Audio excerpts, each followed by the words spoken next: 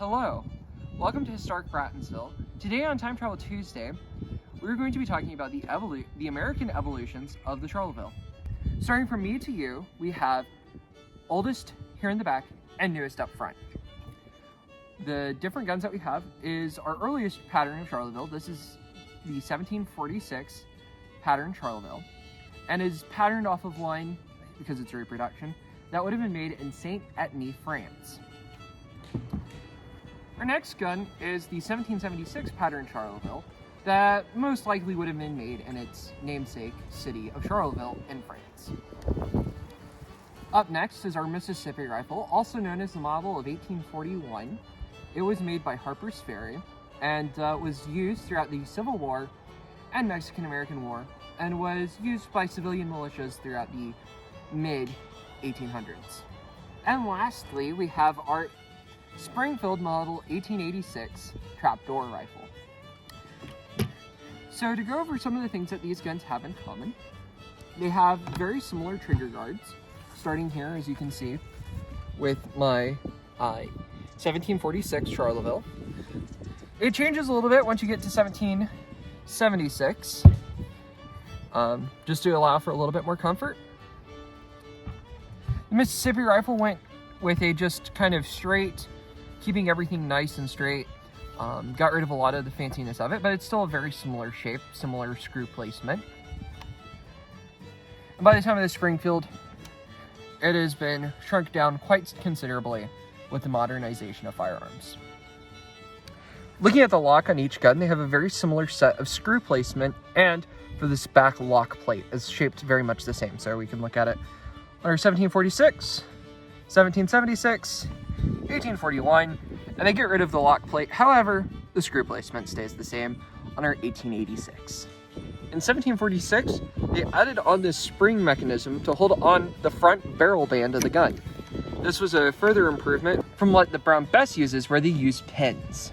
You can see the spring mechanism would continue onto the other bands. In the later models, they would move to encompass all the barrel bands on the gun. On the Mississippi rifle, it has it on the front and the back. And the same thing goes for our Springfield 1886. This is our earliest Charlotteville. Its primary use as a military weapon was in that of the French and Indian War. However, there were a whole bunch of these floating around because there was a new pattern by the time of the American Revolution in the colonies that could be purchased. So a lot of civilian militias were armed with these. Okay. This gun and the 76 Charlotteville will fire the same way, so we'll fire that one when we get to it.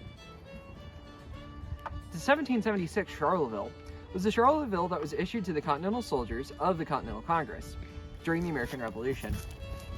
In 1776, cartridges would have looked like this. The cartridge would contain shot and powder to both prime their weapon and to propel the shot down the barrel. Load! Ready! Take and fire! Our next gun is the Mississippi rifle, or the model of 1841. This gun is a major departure from both of our previous Charlettevilles for two major ways. First one is, this is an American-made gun. The other one being that it has a completely different operation for how it fires. The previous two were flintlocks, meaning that they had a flint rock that would hit a piece of steel, creating a spark. This is a percussion cap. It will have a little brass piece that goes on this piece of the gun called the nipple, that when struck by the hammer will have a small explosion. An advancement in explosive powder making allowed for this to be possible, no longer requiring a spark caused by friction. Now just hitting the powder hard enough would cause an explosion. The cartridges on these were far smaller. We're only requiring less powder charge because you no longer are getting the primer out of the cartridge. The 18th Infantry was equipped with Springfield trapdoor rifles when they were here occupying New York County throughout Reconstruction. This gun is the biggest departure from all the other guns in the fact that instead of using a paper cartridge, it uses a brass cartridge. Now this particular cartridge is a blank. It doesn't have a bullet in it for safety reasons for us being at a museum. Ready? Aim! Fire!